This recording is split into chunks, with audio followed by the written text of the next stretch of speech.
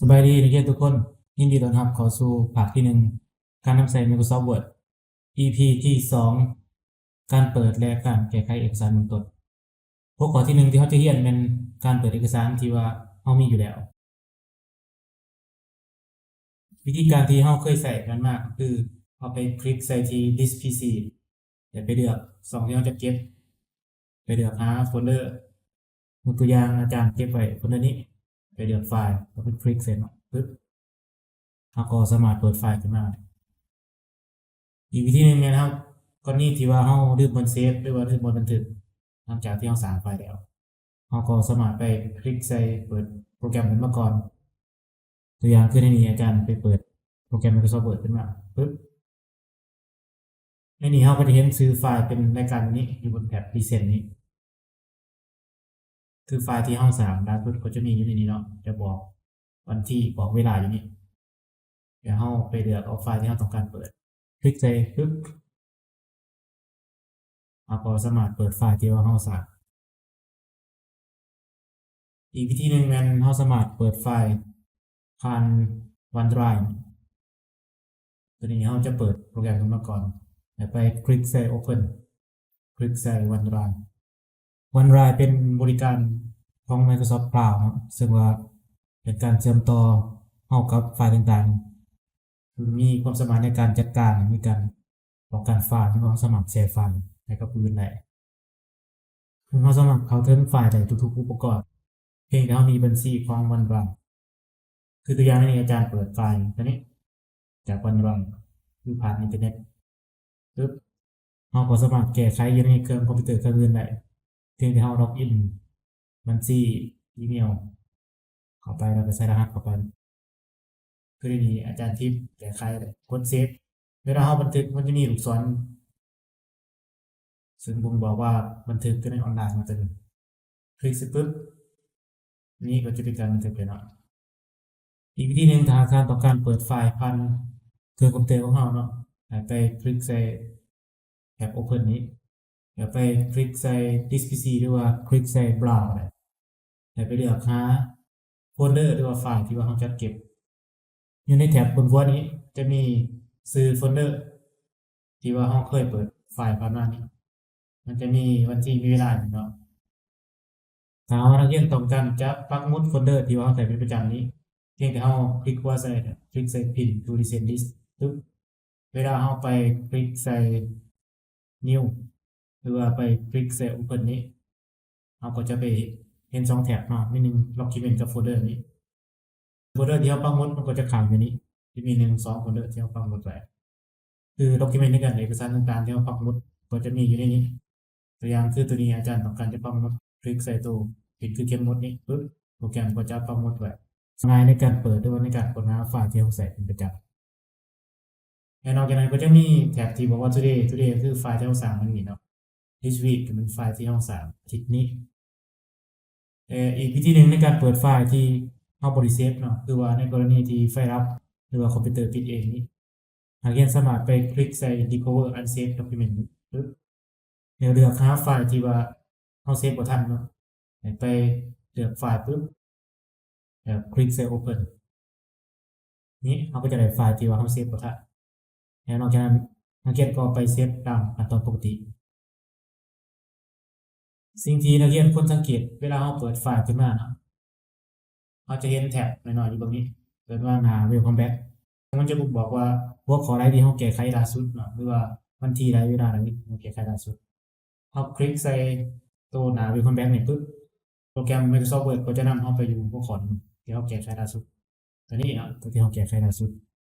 คือตัวอย่างนี้ซึ่งยังไงในเวลาเราอยากจะแก้ไขเรียกต่อโดยที่ว่าบ่เสียเวลามาเรียนหัวข้อต่างๆหัวข้อที่2การแสดงเอกสารในรูปแบบต่าง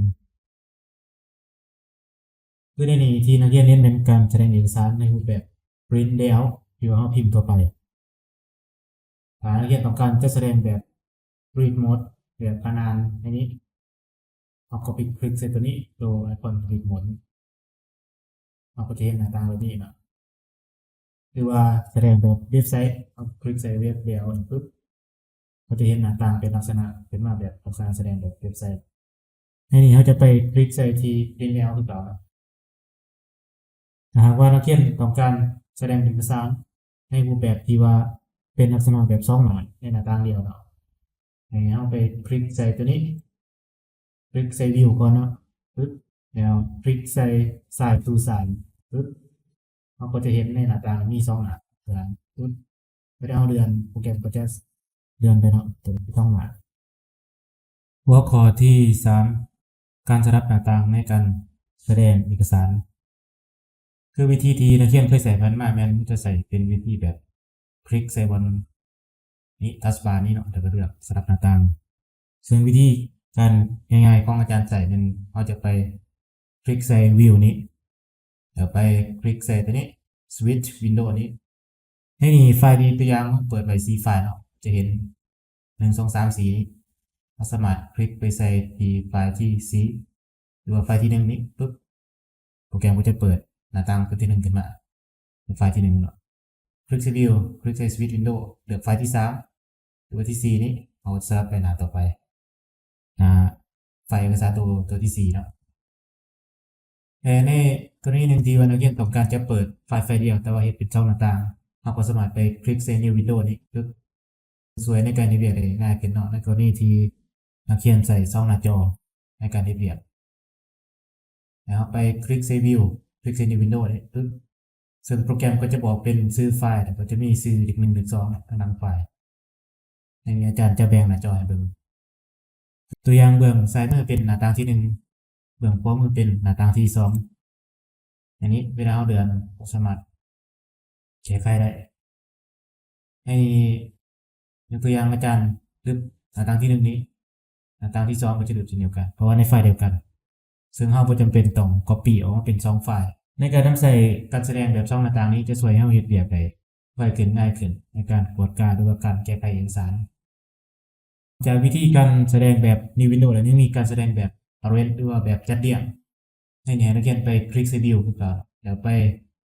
คลิกใส่ Arrange All นี้โปรแกรมก็จะเปิดหน้าต่างไฟล์ต่างๆที่เราเปิดไว้ขึ้นมาจัดเรียงเป็นรูปแบบนี้ส่วนในการจัดเรียงก็จะมีแบบทั้งนอนกับแบบทั้งต่างเนาะแบบ vertical กับ horizontal ตามความเหมาะสมของแต่ละนักเรียนของแต่ละคนเนาะหรือว่าการแสดงอีกแบบหนึ่งมันเป็นการแสดงแบบแบ่งหน้าจอเอาไปคลิกใส่ split นี้โปรแกรมก็จะแบ่งหน้าจอคือในไฟล์เดียวนี้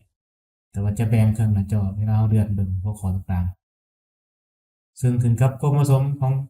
นักเรียนที่จะไปใส่เนาะเป็นแบบใส่ตามคนต้องการหัวข้อที่ 4การสอบหาข้อควบนักเรียนจะเคยเห็นว่าเวลาเราพิมพ์ข้อควบหรือว่ามีคำผิดในเวลาที่ว่าเราเอกสารมีหลายหน้าแต่ว่ามันมีคำผิดหลายคำถ้าว่าเราต้องการสอบหาคำผิดว่ามีจักคำเราสามารถใส่คำสั่งไฟล์ได้ในนี้มันคือในไฟล์นี้ที่อาจารย์มี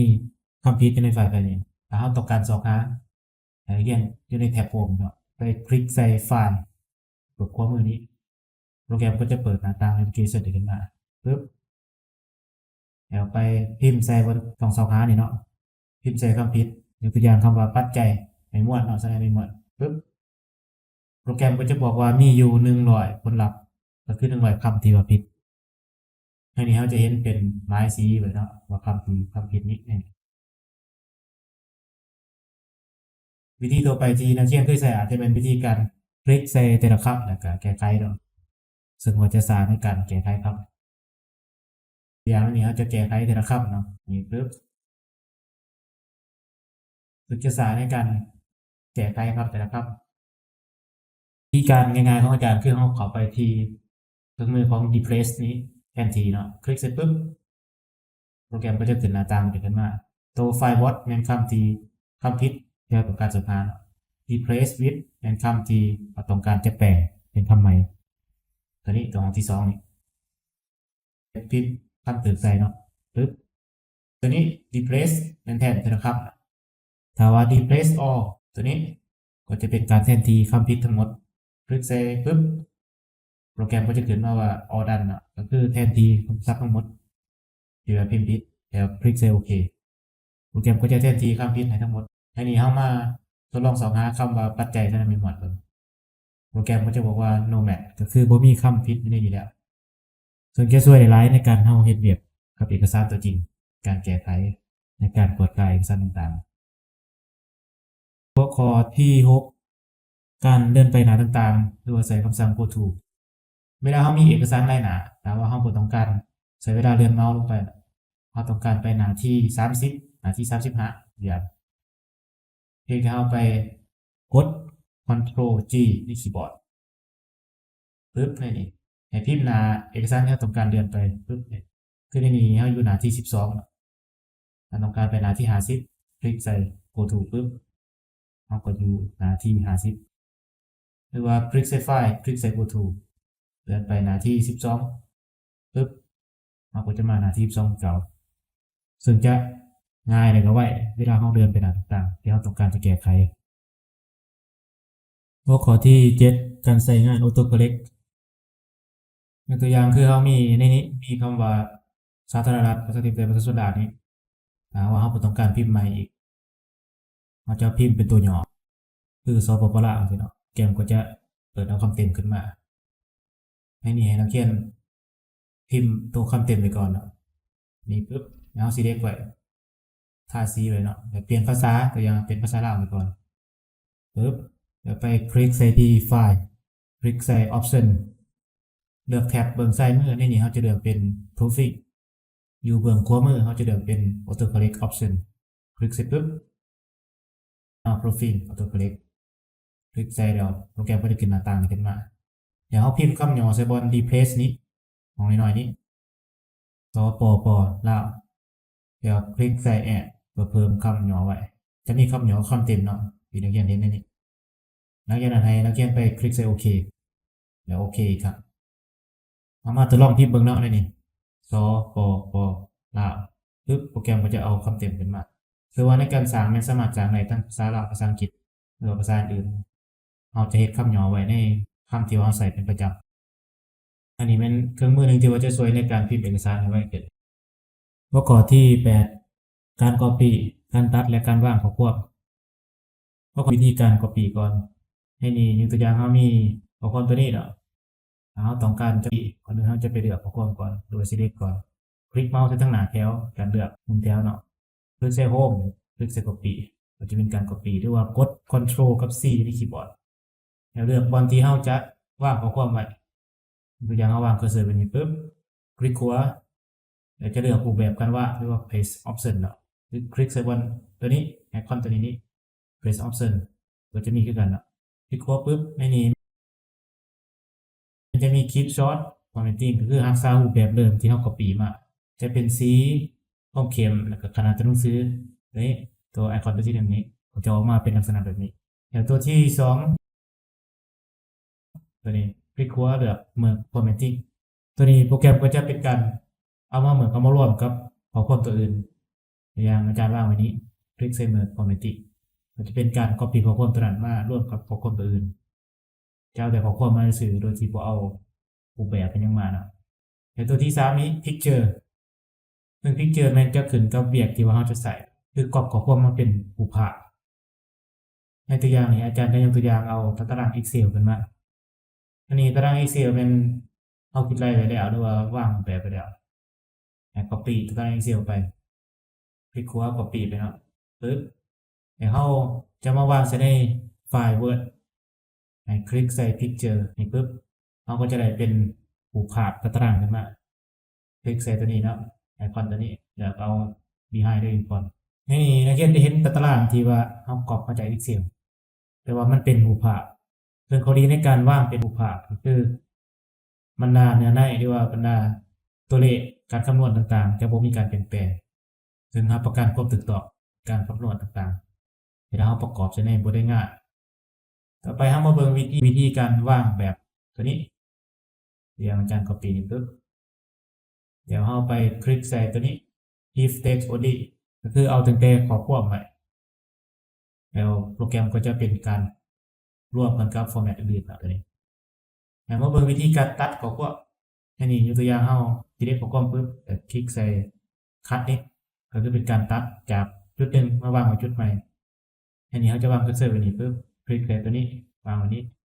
ก็คือการวางกับ copy เนาะคล้ายๆกับการวาง copy เพียงแต่ว่าเราตัดมาการ copy มันการคัดลอกออกมาหรือว่าการตัดก็คือตัดมาจากจุดหนึ่งมาวางไว้จุดตัวใหม่แล้วคำสั่งลัดในการ copy ก็คือ Ctrl C เนาะการวางก็แม่น Ctrl V ส่วนการตัดก็แม่นให้กด Ctrl X การตัดสิ่งที่นักเรียนได้เรียนใน EP ที่2การเปิดและการแก้ไขเอกสารเบื้องต้นจะมีอยู่เอกสารที่มีแล้ว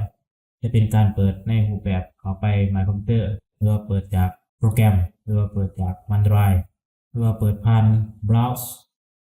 แล้วเรายังได้เรียนรู้หน้า Welcome Back หัวข้อที่2ที่เราได้เรียนเป็นการแสดงเอกสารในรูปแบบต่างๆคือการแสดงแบบโหมดการอ่านการแสดงแบบรูปแบบการพิมพ์หรือว่ารูปแบบเว็บไซต์หัวข้อที่3ที่นักเรียนได้เรียนเป็นการสลับหน้าต่างเวลาเราต้องการสลับหน้าต่างไปหน้าต่างอื่นมันจะมีหลายวิธีในการสลับหน้าต่างหัวข้อที่4ที่นักเรียนได้เรียนเป็นการสอบหาคำผิดคือใส่คำสั่งไฟล์หรือว่ากด Ctrl F เพื่อสอบหาคำผิดและแก้ไขได้เป็นหัวข้อที่5ในการเข้าไปใส่คำสั่งแทนที่คำสั่ง replace หรือว่ากด Ctrl H เพื่อไปแทนที่คำศัพท์จะช่วยให้ประหยัดเวลาในการแก้ไขคำผิดในหัวข้อที่6ที่นักเรียนได้เรียนใน EP นี้เป็นการเดินไปหน้าต่างๆคือตัวอย่างเราต้องการเดินไป